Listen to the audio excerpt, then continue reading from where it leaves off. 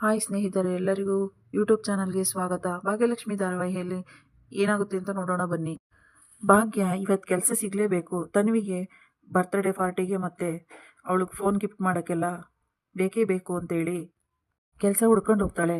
ಆಗ ಸರ್, ದಯವಿಟ್ಟು ನಾನು ಈ ಕೆಲಸದಲ್ಲಿ ಏನೂ ತೊಂದರೆ ಮಾಡ್ಕೊಳ್ಳಲ್ಲ, ನನಗೆ ಕೆಲಸ ಬೇಕೇ ಬೇಕು, ತುಂಬ ಅನಿವಾರ್ಯತೆ ಇದೆ, ಕೆಲಸ ಬೇಕೇ ಬೇಕು ಅಂತ ಭಾಗ್ಯ ಕೇಳ್ಕೊಂಡಾಗ, ಮೊನ್ನೆ ಹೋಟೆಲ್ನಲ್ಲಿ ನೀವೇ ಅಲ್ವಾ ಏನೋ ಸಮಸ್ಯೆ ಮಾಡಿದ್ದು, ನೋಡಿ ಮೇಡಮ್, ನಿಮ್ಮಿಂದ ಇಷ್ಟೆಲ್ಲ ತೊಂದರೆ ಆಗಿದೆ, ನಿಮ್ಮನ್ನು ಕೆಲಸಕ್ಕೆ ತಗೊಳಕ್ಕೆ ಅಂತೂ ಆಗಲ್ಲ, ಇಲ್ಲಿಂದ ಹೋಗಿ, ನಿಮಗಂತೂ ಕೆಲಸ ಇಲ್ಲ ಅಂತ ಹೇಳಿದಾಗ ಭಾಗ್ಯಂಗೆ ಏನು ಮಾಡಬೇಕು ಅಂತ ಗೊತ್ತಾಗದೆ ಎಲ್ಲಿ ಹೋದ್ರೂ ಕೂಡ ಕೆಲಸ ಸಿಗ್ತಾ ಇಲ್ಲ, ಏನು ಮಾಡಲಿ ಅಂತ ಬೇಜಾರು ಮಾಡ್ಕೊಂಡು ಹೋಗ್ತಿರ್ತಾಳೆ.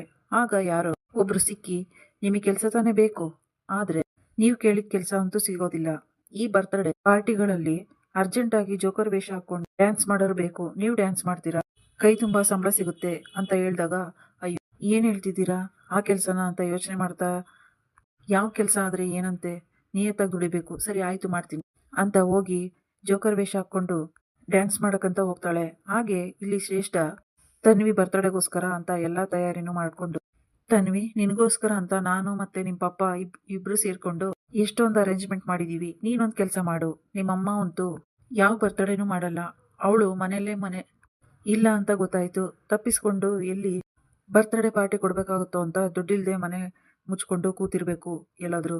ನೀನು ಒಂದು ಕೆಲಸ ಮಾಡು, ನಿಮ್ಮ ಫ್ರೆಂಡ್ಗಳನ್ನೆಲ್ಲ ಫೋನ್ ಮಾಡಿ ಇಲ್ಲಿಗೆ ಕರಿ, ಇಷ್ಟೆಲ್ಲ ದೊಡ್ಡದಾಗಿ ಪಾರ್ಟಿ ಹಾಲಲ್ಲಿ ಮಾಡ್ತಾ ಇದ್ದೀವಿ, ಅವರಿಗೂ ನಿನ್ನ ಲೆವೆಲ್ ಏನು ಅಂತ ಗೊತ್ತಾಗುತ್ತೆ ಅಂತ ಶ್ರೇಷ್ಠ ಹೇಳ್ತಾಳೆ. ತನ್ವಿ ಫೋನ್ ಮಾಡಿ ಎಲ್ಲರನ್ನು ಬರೋದಕ್ಕೆ, ವಾವ್ ತನ್ವಿ, ನಿಜವಾಗ್ಲೂ ನೀನೇನು ಪಾರ್ಟಿ ಕೊಡಲ್ಲ ಅನ್ಕೊಂಡಿದ್ದೆ, ಸುಮ್ಮನೆ ಹೇಳ್ತಿದ್ಯಾ ಅಂತ, ಆದರೆ ನಮ್ಮ ಫ್ರೆಂಡ್ ಸರ್ಕಲಲ್ಲಿ ಎಲ್ಲರಿಗಿಂತ ಚೆನ್ನಾಗಿ ನೀನೇ ಬರ್ತ್ಡೇ ಪಾರ್ಟಿ ಸೆಲೆಬ್ರೇಷನ್ ಮಾಡ್ಕೊತಿದ್ಯಾ ಅಂತ ತುಂಬಾನೇ ಖುಷಿ ಮಾತಾಡ್ತಿರ್ತಾರೆ.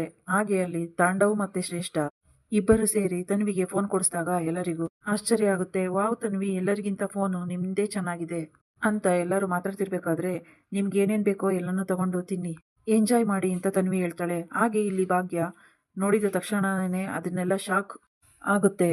ಹಾಗಾದರೆ ಇದು ನನ್ನ ಮಗಳ ಬರ್ತ್ಡೇ ಪಾರ್ಟಿನಾ, ಅವರಪ್ಪ ಅರೇಂಜ್ ಮಾಡಿರೋ ಬರ್ತ್ಡೇ ಪಾರ್ಟಿಗೆ ನಾನು ನನ್ನ ಮಗಳ ಬರ್ತ್ಡೇಗೆ ಬಂದು ಜೋಕರ್ ಥರ ಡ್ಯಾನ್ಸ್ ಮಾಡ್ತಾ ಇದ್ದೀನಾ, ಅವರ ಫ್ರೆಂಡ್ಸ್ ಎಲ್ಲ ಇದ್ದಾರೆ, ಯಾವುದೇ ಕಾರಣಕ್ಕೂ ನಾನೇ ತನ್ವಿ ತಾಯಿ ಅಂತ ಗೊತ್ತಾಗಬಾರ್ದು, ಆಮೇಲೆ ನನ್ನ ಮಗಳಿಗೆ ಅವಮಾನ ಆಗುತ್ತೆ ಅಂತ ಎಲ್ಲರ ಮುಂದೆ ಬೇಜಾರಲ್ಲಿದ್ದರೂ ಕೂಡ ಖುಷಿಯಿಂದ ಡ್ಯಾನ್ಸ್ ಮಾಡ್ತಿರ್ತಾಳೆ ಭಾಗ್ಯ.